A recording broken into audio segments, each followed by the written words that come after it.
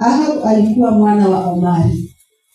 Mfalme Ahabu alikuwa mwana wa Omri. Ni Omri, si Omari, Omri. Bwana asifiwe. Na Ahabu alikuwa mfalme wa Israeli.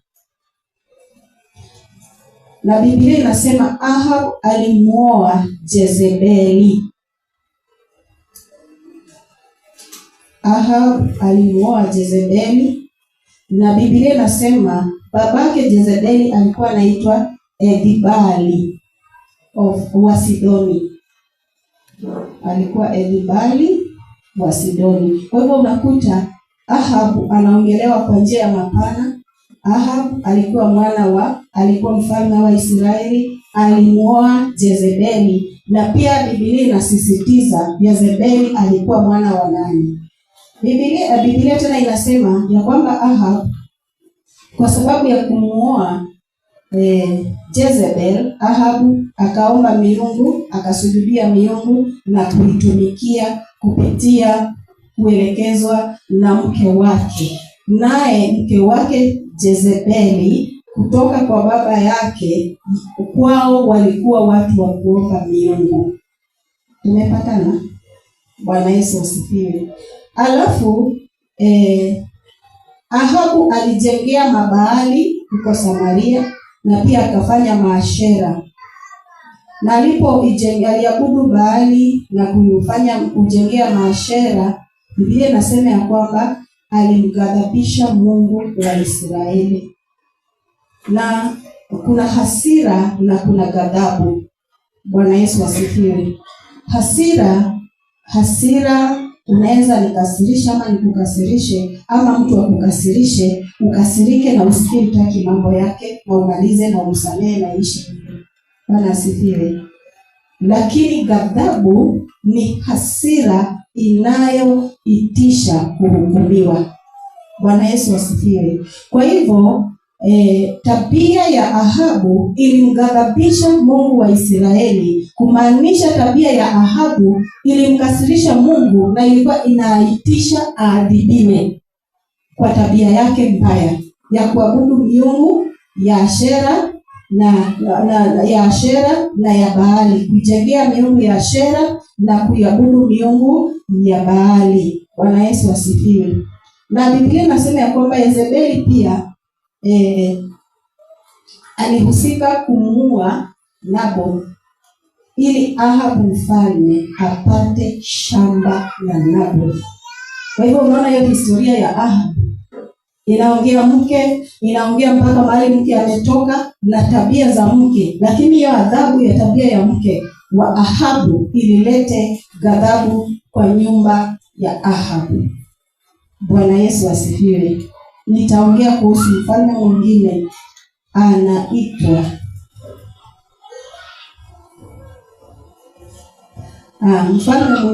anaitwa Yehoshafati. Yehoshafati alikuwa mwana wa Asa.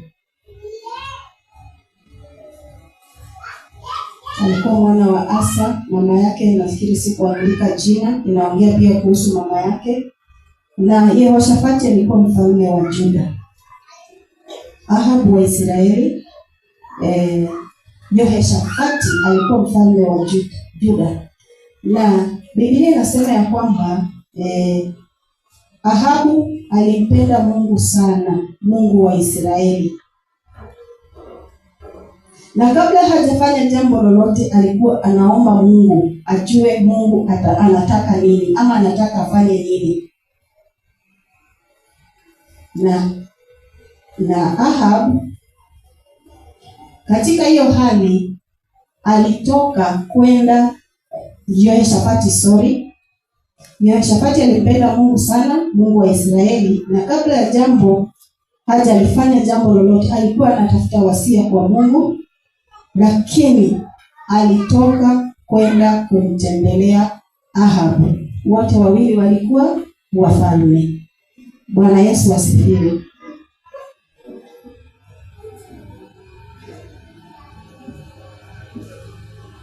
Yehoshafati alikuwa mwana wa Asa na mamake alikuwa Azubari. azubali. Bwana asifiwe. Kwa hivyo umeona wafalme hawa wawili, huyu alimpenda Mungu na huyu mwingine alipenda miungu. Lakini yeye aliyempenda Mungu, shika hivi, alitoka akaenda kumtembelea asiyempenda Mungu. Story imeanza. Bwana Yesu asifiwe. Story imefanya nini? Haya, tutasoma First Kings. Wafalme wa kwanza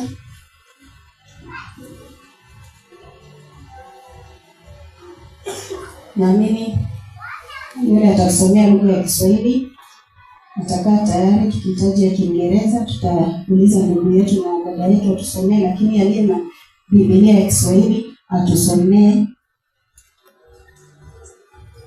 First Kings 22 1-10. Mama Njorosi, kama umepewa, minister wetu umepewa kipaza sauti.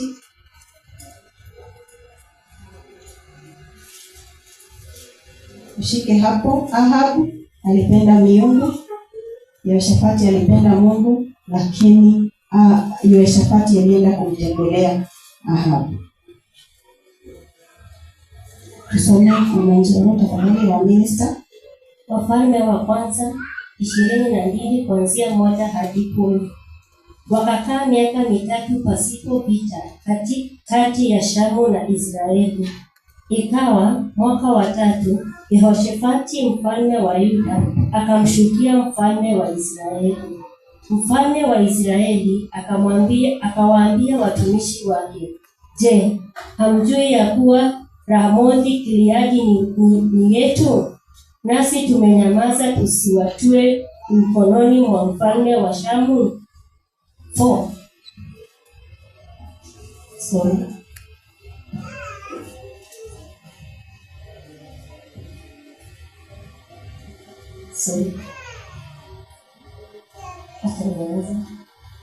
Ikawa miaka 3 pasipo vita kati ya Shamu na Israeli. Mwaka wa Yehoshafati mfalme wa Yuda akamshukia mfalme wa Israeli. Mfalme wa Israeli akawaambia watumishi wake, "Je, hamjui ya kuwa Ramothi Gileadi ni yetu? Nasi tumenyamaza tusiitoe mkononi wa mfalme wa Shamu." Akamwambia Yehoshafati, "Je, utakwenda nami tupigane na Ramothi Gileadi?" Yehoshafati akamwambia mfalme wa Israeli, "Mimi ni kama wewe, na watu wangu ni kama watu wako, na farasi zangu ni kama farasi zako." Fikisha hapo kwanza mimi tafadhali. Bwana Yesu asifiwe. Hebu tuangalie Chronicles 18:1 na 2. Second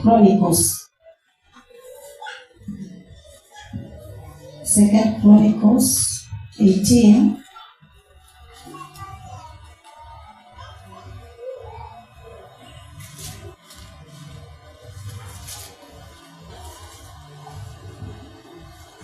Second Chronicles kama Mambo ya Nyakati wa Pili 1 na 2. Tusomee minister wetu. Nataka tushike historia ya Ahabu na Yehoshafati. Mambo ya Nyakati wa Pili. Sasa Kikuyu sijui inaitwa nini. Mambo mama kikuma atende. Wale wako na Biblia na wabadani dua ukirufunua nikikwambia usome utafanya nini? Ya masifiwe. Dada yetu sijui kama umepata. Tusomee Pastor Miro tafadhali. Message Bible kabla dada yetu hajapata. 1 na 2. Message Bible. Second Chronicles chapter 18 verse 1 and 2. Message Bible. But even though Jehoshaphat was very rich and much honored, he made a marriage alliance with Ahab of Israel. Sometime later, he paid a visit to Ahab at Samaria. Ahab celebrated his visit with a feast, a huge barbecue with all the lamb and beef you could eat. But Ahab had a hidden agenda. Ahab had a hidden agenda. He wanted Jehoshaphat's support in attacking Ramoth Gilead. Amen. Na hiyo imeeleza vizuri. Rudia tena tafadhali. 2 Chronicles chapter 18 verse 1 and 2. Basic Bible. But even though Jehoshaphat was very rich and much honored, he made a marriage alliance with Ahab of Israel. Kwa hivyo he was very rich. Na alikuwa honored, si ndio? Yes. Alafu akamade a marriage alliance. With Ahab of Israel. With Ahab of Israel. Endelea mtumishi wa Mungu. Sometime later, he paid a visit to Ahab at Samaria. So Yehoshaphat akapay Ahab visit kule Samaria. Ahab celebrated his visit with a feast. Aka-celebrate visit yake, mgeni amekuja na sherehe with a feast. A huge barbecue of all the lamb and beef you could eat. Yani alichinjiwa karamu na vinono. Ana celebrate nani? Yehoshaphat amemtembelea. But Ahab had a hidden agenda. Ahab had a hidden agenda. He wanted Jehoshaphat's support in attacking Ramoth Gilead. Tusomee dada yetu Sara kwa Kiswahili. Mambo ya Nyakati wa Pili 18 mstari wa kwanza na wa pili. Basi Yehoshafati alikuwa na mali na heshima tele. Amen. Tena akafanya ujamaa na Ahabu. Hata baada ya miaka kadha wa kadha akamshukia Ahab huko Samaria. Ahab akamchinjia kondoo na ng'ombe tele. Amen. Yeye na watu waliokuwa pamoja naye. Akamshawishi ili apande pamoja naye waende Ramoth Gilead. Amen. Bwana asifiwe. Mtumishi wa Mungu Yehoshafati, ukisoma hapa 2 Chronicles 17 unaona ya kwamba kwa sababu ya kumfurahisha Mungu, Mungu alimtumia watu wa tabaka mbalimbali wakamletea zawadi. Bwana Yesu asifiwe. Aliletewa zawadi hata na watu wa Egypt. Aliletewa zawadi kutoka mataifa mbalimbali. Kwa hivyo alikuwa mfalme tajiri sana. Lakini pamoja na utajiri wake, unajua kwa tunaongea Daudi hakuenda vitani, akaona mwanamke anaoga. Pamoja na utajiri wake, na Mungu alimstarehesha. Bwana Yesu asifiwe. Akaona amtembelee, afanye ujamaa, aende atembee kwa mfalme mwenzake. Huwezi enda kutembea kwa adui. Kwa hivyo alienda urafiki wake, maana wanafanya ofisi moja ni wafalme, akaenda kutembea. Lakini neno la Mungu kwa ile Biblia nasema Ahab walikuwa na hidden agenda. Bwana Yesu asifiwe. Na wamefanya nini? Ujamaa. Angalia vile anamkaribisha. Amemfanyia sherehe ya kipekee. Amechinja nyama ya ng'ombe na amechinja na kondoo, wote kwa sababu ya huyu mfalme. Naamini pamoja na kikosi chake, maana mfalme atembei peke yake. Bwana Yesu asifiwe. Sasa Wakristo, hivyo ndivyo huwa kunaenda katika maisha haya tunakaa. Unakuta wewe ni mcha Mungu lakini uko na rafiki. Ukitembea kwake atakupigia katufia chai na kikombe kubwa, lakini hujui kama huyo rafiki ni wa kweli ama sio wa kweli. Akiwa na hidden agenda, akiwa na jambo kinyume na wewe na Mungu wako, atakushika kapu kwa sababu amekupea feast. Amekupikia chai, amekupa vinono. Kama Hezekia alifungua hazina ya Mungu, kwa hiyo huyo rafiki akisha kufungulia hazina na kuonyeshe na kuelekeze na umekula umeshiba, sasa atakoroga vile unataka. Kama nataka muongee watumishi wa Mungu kutoka Archbishop na Pope na nani, uko tayari, maana umepewa karamu. Bwana Yesu asifiwe. Na unajua si shida imempeleka huyu kwa Ahab. Bwana Yesu asifiwe. No mushele, mimi nitasema ni Mungu wote ko. Ile tabia tu ya kuleleteka, hakuna kazi unafanya, acha niende nitembee. Bwana Yesu asifiwe. Katika kwenda kutembea, kikombe cha chai. Bwana Yesu asifiwe. Hata afadhali maziwa ikopo, mpokile chai, lakini kuna hidden agenda ya kukosanisha na Mungu wako. Bwana Yesu asifiwe. Wakristo ni vizuri hata wakati hauna jambo unafanya, kuja kwa nyumba ya Mungu, omba. Sasa tunaitana omba, omba, omba, omba. Kujeni tuombe, kujeni. Bwana Yesu asifiwe. Lakini kama kungekuwa kwa Biblia kumeandikwa, kujeni twende moshene. Sasa uzuri ni ijaandikwa, kujeni twende Masengenyo.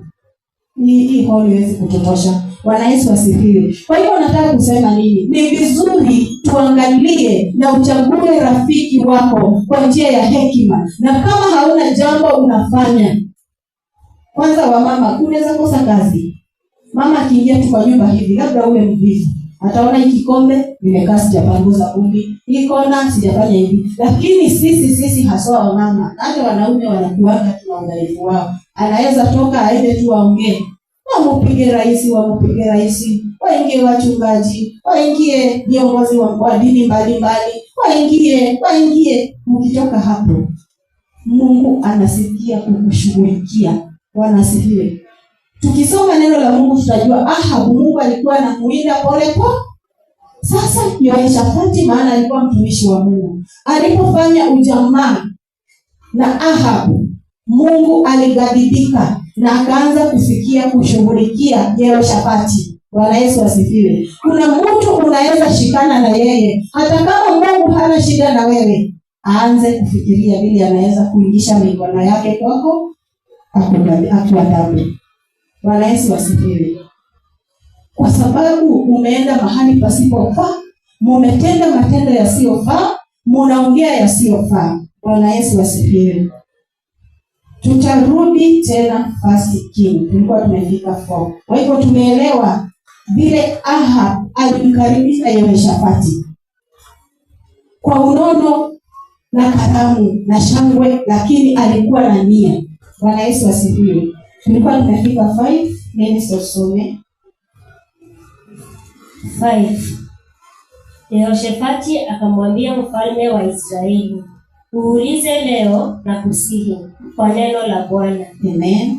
Ndipo mfalme wa Israeli akawakusanya pamoja manabii kama watu 400.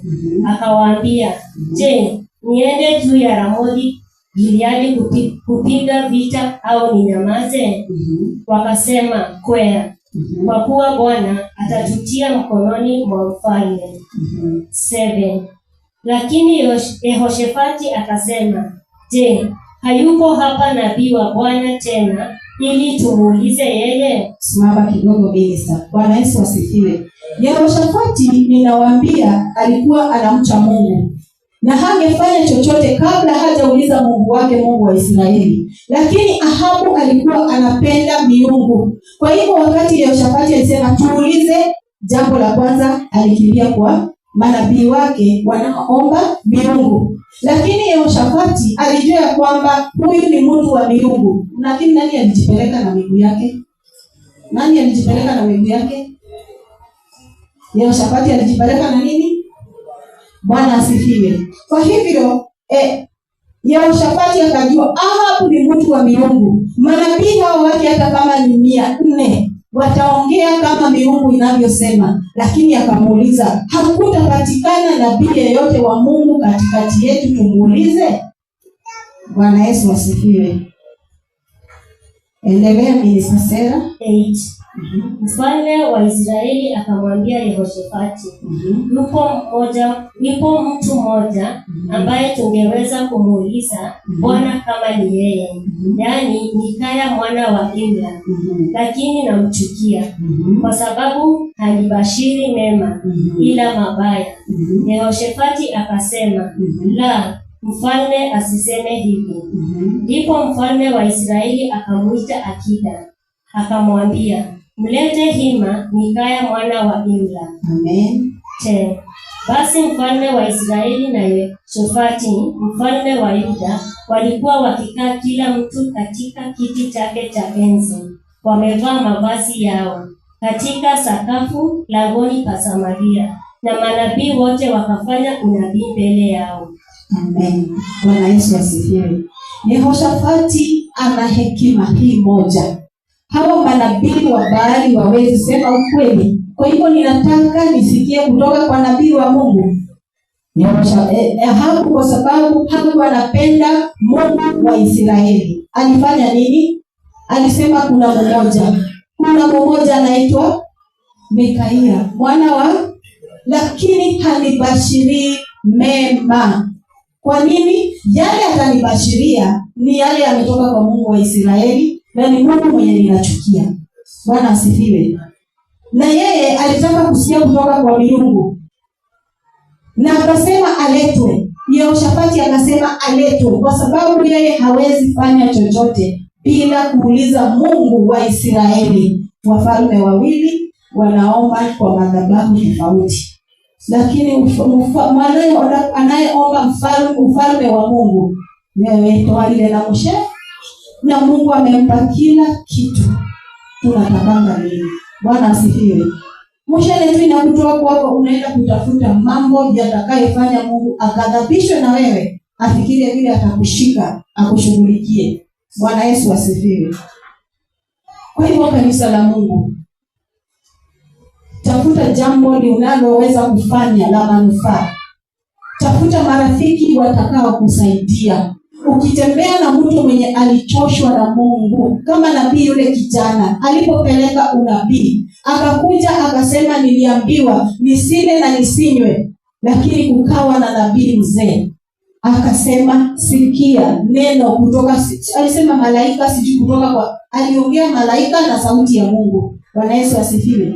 Nabii kijana akarudi akakula na akakunywa kwa huyu nabii mzee, alafu sauti ya Mungu ikashuka mara, akasema sikia sasa sauti kutoka kwa Mungu. Mtu wa Mungu ameshikwa na mauti kwa sababu ya kuvunja sheria na agano lake na Mungu, kwa sababu amepatana na nabii mzee ambaye maono yake iliisha kitambo. Bwana Yesu asifiwe. Utajuaje kama mimi naweza kuwa ndio sijazeeka kwa miaka, lakini labda kiroho nilizeeka? Unaweza juaje mtu amezeeka kiroho, hataki kumhudumia Mungu tena? Wewe unasikia moto, alafu unaenda kwake anakuambia tulihudumu sana na hatujaona faida. Unakutana na nabii mzee. Bwana Yesu asifiwe. Unakuta unawacha kuhudumia Mungu, maana umekutana na Ahab ambaye ako na hidden agenda. Anasema mnajua, mbona hakuongea kabla Yehoshafati hajafika? Mnajua Ramothi Gileadi ni yetu, mnajua Migingo ni yetu. Kumbe ilianza kitambo. Halo, mnajua Migingo ni yetu. Bwana Yesu asifiwe. Kwa hivyo katika Migingo huwa ya Kenya ama ya Uganda sijui, lakini Ramothi Gileadi, Yehoshafati, Ahabu alipoona Yehoshafati ndiye akaleta hiyo hadithi akiwa na lengo ya kumwangusha mtumishi wa Mungu. Bwana Yesu asifiwe. Ni watu wangapi tumeshikana nao wakiwa na nia na lengo la kutupotosha tusimhudumie Mungu, ili hali uhai tulio nao ni deni. Kuishi unapoishi, unaona hili neno, umepata kibali kwa Bwana na neema. Na niliwaambia mara tena, mradi umesikia umepata kibali na neema, kumaanisha una uwezo wa kuongezewa majukumu. Haleluya. Kama ulikuwa na talanta 5, una uwezo wa kuongezwa zingine 5, iwe talanta 10, na hiyo ndio kupata kibali. Mariamu alipoambiwa umepata kibali kwa Bwana, kwa njia nyingine alikuwa anaambiwa una uwezo wa kubeba ujauzito hata kama una Mungu. Bwana Yesu asifiwe. Ukiona umependelewa na Bwana, nikuheweza. Ukiona kazi yako imebarikiwa, anajua ukiwa na shibe kazi yake haitaanama. Bwana asifiwe. Ukiona Mungu anakupa mzigo wa kuomba, anajua ukiombea mwenzako na wewe yako atashughulika, uko na hiyo nguvu. Bwana asifiwe. Ukiona anabariki kazi yako, pesa zinakuja, anajua nyumba ya Mungu ina njaa na ni wewe unaweza kuisimamisha. Haleluya. Tutaangalia 19:23 Minister Sarah. Hapo tu First Kings 19. Mikaya akasema, sikia basi neno la Bwana. Nalimuona Bwana ameketi katika kiti chake cha enzi, na jeshi lote la mbinguni wamesimama upande wa mkono wake wa kuume na wa kushoto. Bwana akasema, Amen. Ni nani atakaye mdanganya Ahab ili akwee Ramoth-Gileadi akaanguke? Amen. Basi huyu akasema hivi na huyu hivi. Akatoka pepo, akasimama mbele za Bwana. Amen. Akasema, mimi nitamdanganya. Simamia hapo. Bwana asifiwe. Mikaya yule mmoja anayechukiwa na Ahabu akasema, nimeona. Bwana Yesu asifiwe. Nimeona kule juu mbinguni Bwana akisemezana na jeshi lake. Akisema nini? Ni nani atakayeenda amdanganye Ahabu aende Ramothi ili afanye nini?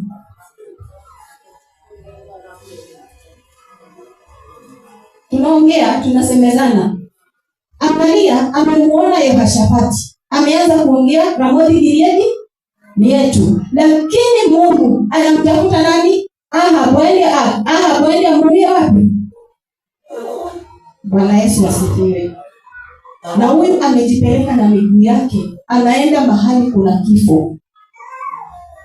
Nabii mzee, kijana aliposhikana na nabii mzee alikutana na mauti. Na nabii mzee akasema, akaambia watoto wake, wakati ule nitakufa na mimi munizike hapo. Tumezika huyo nabii kijana.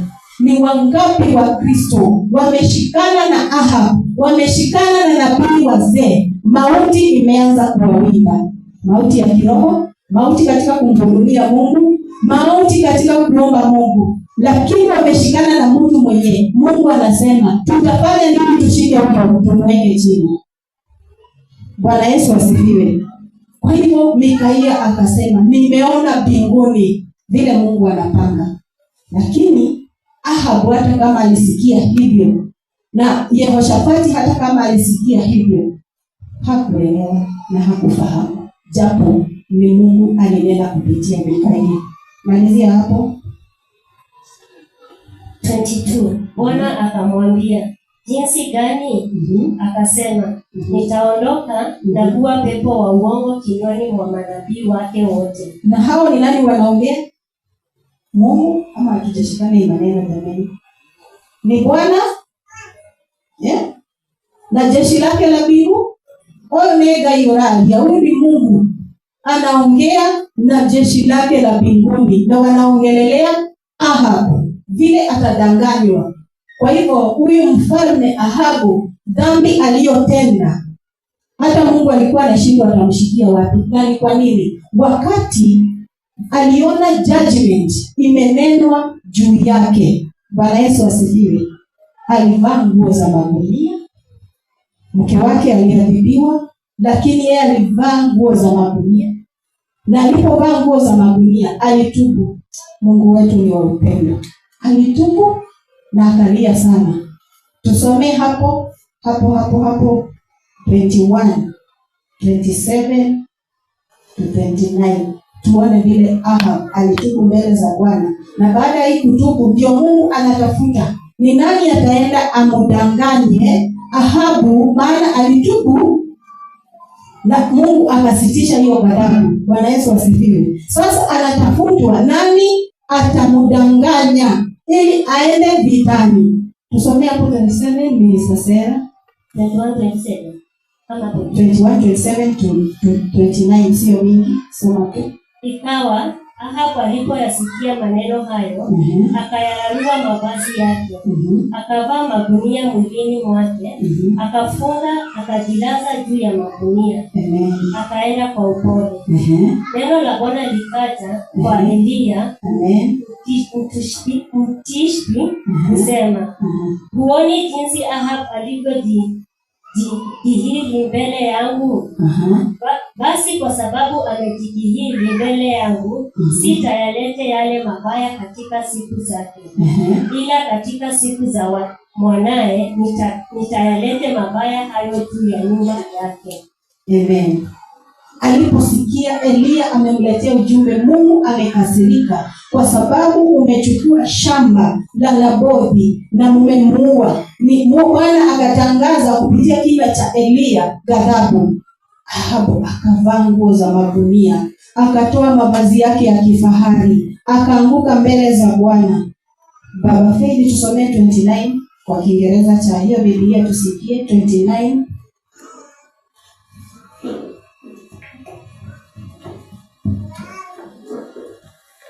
So see, you have humbled himself before me. Amen. Because he humbled himself before me. Amen. I'll not bring the evil in his days. Amen. But in his son's days will I bring the evil upon his house. Amen. Bwana Yesu asifiwe. Nataka tushike hii hadithi vizuri. Ahabu aliposikia, alitoa nguo zake, akavaa nguo za magunia, akanyenyekea. Mungu akasema, kwa sababu amenyenyekea mbele zangu, sitaleta uovu wakati wake, lakini nitaleta wakati wa watoto wake. Alafu Mungu hakutosheka. Ndio hapa historia inasema ya kwamba mbinguni jeshi likakaa. Kutokee roho ya kumdanganya Ahabu. Aende wapi? Vitani Ramothi Gileadi, akafie huko. Bwana Yesu asifiwe. Na Biblia inasema ya kwamba vizuri kabisa, pepo wa uongo akasema mimi nitaenda. Mungu akauliza kwa jinsi gani? Ogothiatia, ogwekatia, odoweke ligai jambo haieleweki, utafanya nini? Pepo wa uongo akasema nitafanya nini? Nitaingia kwa manabii wake na kuongea nini? Uongo. Kwa hivyo wote wataongea uongo. Na ndiposa hapa wakiwa 400 waliongea uongo. Na walipoongea uongo, haleluya, Yehoshafati akasema hapana, nabii wa Bwana akuje. Haleluya. Na ukisoma hapo hatujasoma kwa sababu ya muda.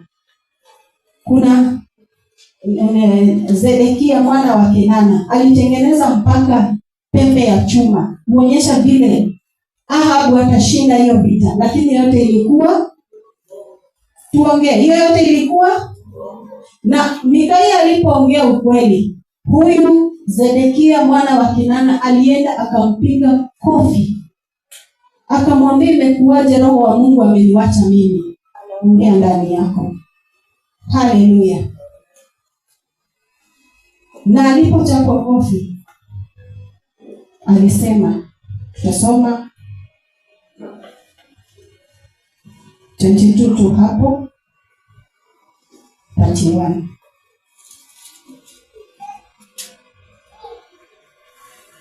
Tusome kwanza 28 alafu uruke pia usome 31 tafadhali kwa sababu ya muda. 28 ni Mr. Sarah.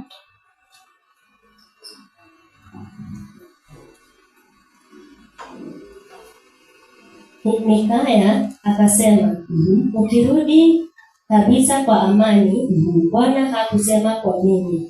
Akasema, sikieni enyi watu wote, kushindwa kwa Ahab na kifo chake. Soma 31, kianza 28, soma 31. Basi mfalme wa Shamu alikuwa amewaamuru wakuu wa magari yake 32 akisema, msipigane na mdogo wala mkuu, ila na mfalme wa Israeli pekee yake. Amen. Bwana Yesu asifiwe. Baada ya Mikaya kupewa mateso na kupigwa, na mfalme akasema afungiwe mahali, apewe chakula chenye shida na maji. Mikaia alisema, mfalme kama ukirudi kwa amani. Alikuwa na hakikisho na Mungu wake. Akasema kabisa Mungu hakunena nami. Bwana Yesu asifiwe. Na Mikaia akasema, nyinyi wote msikie. Kumaanisha, alikuwa anamaanisha nyinyi wote mwe washuhuda wa neno hili, ya kwamba mfalme anaenda na hata rudi kwa amani, hata kufia huko. Bwana Yesu asifiwe. Na katika hiyo unaona ya kwamba mfalme wa Shamu, huyo ambao alikuwa anaenda kupigana na Ahab na Yehoshafati wamefanya ujamaa, wanaenda pamoja, alitoa amri na akasema hivi, na hiyo ndio 31. Basi mfalme wa Shamu alikuwa ameamuru wakuu wa magari yake 32 akisema, msipigane na mdogo wala mkuu, ila mfalme wa Israeli peke yake. Bwana Yesu asifiwe. Kwa hivyo hii vita vile Mikaia aliona haikutengenezewa mtu mwingine, na Ramothi Gileadi haikuwa na shida nyingine, ni mauti tu ya Ahab ipatikane. Kwa hivyo lengo la hii vita si kupiga Yehoshafati, lakini si kupiga hata wale wanahudumia mfalme, wale alienda nao vita, lakini ilikuwa mfalme wa Israeli peke yake. Na ni kwa nini? Alimghadhabisha Mungu. Mungu anasikia tu unaingia kwa mikono yangu nikutengeneze. Bwana Yesu asifiwe. Haleluya. Na Yehoshafati wakaambiana na Ahab, wewe utavaa nguo zako za kifalme na mimi nitavaa nguo za vita, na wakaenda vitani. So huyu mwenye alikuwa amevaa nguo za kifalme si alionekana haraka, na waliambiwa hao wenye vita, msipigane na mdogo wala mkubwa. Bwana Yesu asifiwe. Kwa hiyo walipoona mtu mwenye amevaa nguo za kifalme, wakaanza kumuwinda, kwa sababu wameambiwa tafuta tu huyo mfalme wa Israeli. Yehoshafati akapaza sauti akalia, wakasikia huyo sio mfalme wa Israeli, ni mtu mwingine. Wakawacha kumfuatia. Kilio cha Yehoshafati kilifanya Mungu amkumbuke na akaokoka, hakuuawa. Lakini mshale ulirushwa aimlessly, ukaenda ukamtafuta Ahab na ukamuua. Bwana Yesu asifiwe. Je, marafiki zako ni akina nani? Ni Ahab. Dili yake ni ya kuleta mauti. Bwana Yesu asifiwe. Maana Ahab, Yehoshafati isipokuwa Mungu alimpendelea, maana moyo wake ulikuwa mnyofu mbele za Bwana, angekufia wapi? Sasa nisikia neno la Bwana vizuri. Wakati neno la Bwana linanenwa hapa, hata hayo maneno ninanena, sio wote wanaelewa wala kufahamu. Yehoshafati alijua sauti ya Mungu, alijua manabii wa Mungu, na Mikaia alinena sauti. Lakini aliponena ile sauti, Yehoshafati alisikia, lakini hakufahamu na hakuelewa. Akaenda wapi? Vitani. Kwa hivyo angesikia sauti ya Mungu na aelewe na asitishe kwenda vitani, amwambia hapana, naomba vile nimesikia nabii Mikaia amenena, maana ndiye analeta unabii wa Mungu wa Israeli, mimi sitaenda na wewe kurudisha Ramothi Gileadi, enda peke yako. Lakini kwa sababu ya urafiki, ambia jirani yako, kwa sababu ya urafiki wakaenda vitani. Bwana asifiwe. Sasa Wakristo, kwa sababu ya urafiki, unajua kwa sababu ya urafiki kuna watoto walizaliwa bila mtu kutaka, lakini kwa sababu ya rafiki nitaenda na yeye, watoto wakazaliwa bila mpango. Bwana Yesu asifiwe. Kwa sababu ya rafiki watu wameenda wakaomba ufalme wa giza, kwa sababu mama fulani ni rafiki yangu, nitampeleka atakako kwenda. Kwa sababu ya rafiki. Niliwaambia pasi kwingine, kwa sababu ya rafiki nilipelekwa kanyumba kapembeni nikiwa msichana. Bwana asifiwe. Lakini kwa sababu ya rafiki, na nimejipeleka kama Yehoshafati. Nikaenda kwa sababu ya rafiki, nikakalishwa kwa fomu na laini zikaanza kuitishwa malaika, na faili ya Caroline Nyambura ikashukishwa na malaika na ikaanza kusomwa. Nipungie mkono. Kwa sababu ya nani? Haya, umejipeleka. Laini zikashuka na malaika akalete faili. Maana mwenye kusema kwa sasa shuka malaika, sijui laini sijui nini, kuna vile huwa anasema sijui ni kosi. Nipungie mkono. Na ilipoletwa huyo mtu, maana ndiye anaona sasa mimi sioni. Sisi ameitisha faili na amesoma. Alafu kaanza, na ninaona nini? Sasa mimi nimekaa chini. Yehoshafati amekaa chini. Sasa ninajiuliza, si wewe umeitisha faili si usome? Mimi unajua sioni. Si wewe umeitisha malaika amekuletea, hata malaika mwenyewe sijamfanya nini? Simuoni hata, lakini amemuona. Alafu ujumbe alionipea, kijana atakaye kuuliza huyo si mume wako. Kijana atakaye kuuliza huyo si mume wako. Bwana asifiwe. Kijana atakaye kufanya nini? Huyo sio nini? Alafu faili ikasema, sijui hapo ilifungiwa, nikaambiwa na una hekima mingi wewe. Tembea na huyu dada, rafiki huyu rafiki. Maana rafiki anapenda kwenda kwa vinyumba vya pembeni. Tembea na huyu akuhekimishe. Mimi nilikuwa mji Kafakoi Tionegai. Bwana asifiwe. Haya, nilikuwa nimeshuka kanywele nimeweka hapa. Hata shida, nimesikia mwingine akisema shida ni mzuri. Nilipitia mahali, zani story ya mtu mwingine. Kasema shida ni mzuri, umaskini saa nyingine ni mzuri. Nilipitia mahali, nikajikuta ilikuwa usiku wa manane, karibu ninajisiwe na wanaume 5. Lakini kwa sababu ya umaskini, uwezo ambao nilikuwa nao ilikuwa ni kununua rubber shoe. Kwa hivyo rubber shoes hii inanisumbua. Nilienda mbio, hawakunishika. Na mimi kwa sababu ya umaskini, nilishuka tunakaa hivi nimeweka hair band ya orange na hata imachi na nguo. Na nikaenda mahali laini na shuki. Huyu rafiki yangu mwenye ana hekima huyu Ahab, yeye amefunika kichwa. Maana malaika akiitishwa faili lazima umefunika kichwa. Na mimi niko na hair band ya orange juu ya kichwa. Kwa hivyo nikaonekana mimi ni mji. Bwana Yesu asifiwe. Na baada ya kuitishiwa laini, huyo mama alirudi akaolewa. Na hata huyo rafiki hata yeye hakuenda sawa. Kuna wimbo mhando anaimba, si salama mchumba uliye na si kumawingi rhythm, sijui salama sijui sikia hiyo rhythm inahepa. Bwana Yesu asifiwe. Kwa hivyo kupitia rafiki, ni wangapi hapa failo zimeitishwa na imesomwa maisha yako, umetupishwa njia. Faili za watoto wako zimeitishwa, mtu umeuza baraka ya watoto wako kwa sababu ya kwenda kushikana na Ahab.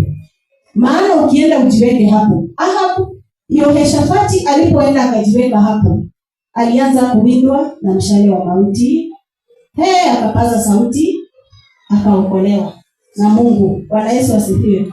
Na sasa kama hauna hiyo nguvu na hujashikana na Mungu vizuri, faili za watoto wako zinashukishwa, zinasomwa vizuri, kazi ya mume wako inashukishwa, inasomwa vizuri, inabadilishwa. Biblia inasema kwa inalipotea, lakini inasema hivi, kuna watu wamepewa uwezo wa kubadilisha mambo. Bwana Yesu asifiwe. Sijui kama ni Ezekiel 13:17 hapo. Wamepewa uwezo hata wa kubadilisha mauti ya huyu alikuwa anastahili kukufa. Ana change huyu mwenye anastahili kukufa aishi, anarushia asiyefaa mauti na anakufa. Bwana Yesu asifiwe. Watu katika ulimwengu wa rohoni, watu ni waovu, wana uwezo. Faili zikisha shushwa, kazi ya mume wako ama kazi yako imeonekana ni sawa, ama mtoto wako amebarikiwa, inachenjiwa, inapewa mwingine. Utaishi ukilia na kusumbua Mungu, lakini ni wewe ulienda ukakutana na mtu akaitisha, ukajipeana katika uwezo muovu, uwezo uliojaa uovu, mambo yako yote yakabadilishwa, unaishi maisha yasiyokuwa yako. Bwana Yesu asifiwe. Kwa hivyo tujihadhari, omba Mungu akupe roho ya kupambanua mambo, maana bila roho ya kupambanua mambo, utajiri wako utachukuliwa, utapeana kwa jirani. Halo. Na wewe utabaki hivi, utukufu wako utatolewa. Kuna wakati wenye waliakti hapa, watu wanatuambia sasa nimechukua utukufu wako, nimechukua mali yako. Si watu wanaona watoto wetu wakituatia hapa. Sasa wakati unajipeleka, utukufu wako unaondolewa, ukiwa tu wewe mwenyewe umepeana kama kondoo aendaye kuchinjwa. Nasema jekayo ya Mungu kwenda, fanya vile mnavyotaka na mimi. Unavalishwa sura mbaya, unavalishwa harufu mbaya. Watu wenye wamepewa uwezo wa kiungu wa rohoni, kuna mtu unaweza mkaribia ameoga, amejipiga harufu perfume, lakini sio mtu ananuka vibaya. Amewekewa roho ya kunuka vibaya, na kwa sababu ananuka vibaya hapati kibali. Ile harufu inamweka mbali na watu. Bwana asifiwe. Ile harufu inafanya hapati kibali. Bwana Yesu asifiwe. Hata mtu mwenye ametoka kwa sewage akikuja hapa, utaona kila mtu anafanya nini? Na anataka kukimbia. So kuna watu wamepakwa sewage katika ulimwengu wa rohoni, hawapati kibali. Mtu akikuja kwa kazi yako, akiwa mbali anaona ile nguo inapendeza, lakini akikaribia ile harufu ya kiroho, hata jua nini imefanya asikie hiyo nguo. Nilikuwa nimeona nikiwa mbali inapendeza, lakini sasa wacha nisinunue, afadhali ninunue ile yenye inipendezi kama hii, harufu mbaya. Bwana Yesu asifiwe. Kwa hivyo hiyo mambo tujihadhari nayo na tuangalie sana. Kanisa la Bwana tukae kesha na tuangalie maisha yetu sana. Bwana Yesu asifiwe. Tutasoma 2 Chronicles.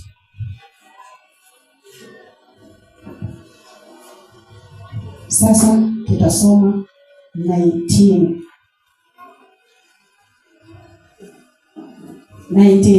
Ahab ameenda vitani, amepaza sauti, ameokoka ama ameokolewa, hakuuawa. Lakini Yehoshafati ameokolewa, lakini Ahab amekufia vitani. Yehoshafati amerudi salama. Tusomee Minister Sara 19:1-3. Mambo ya Nyakati wa Pili 19:1-3. Yehoshafati mfalme wa Yuda akarudi Yerusalemu nyumbani kwake kwa amani. Yehu mwana wa Hanani Mwonathi akatoka kwenda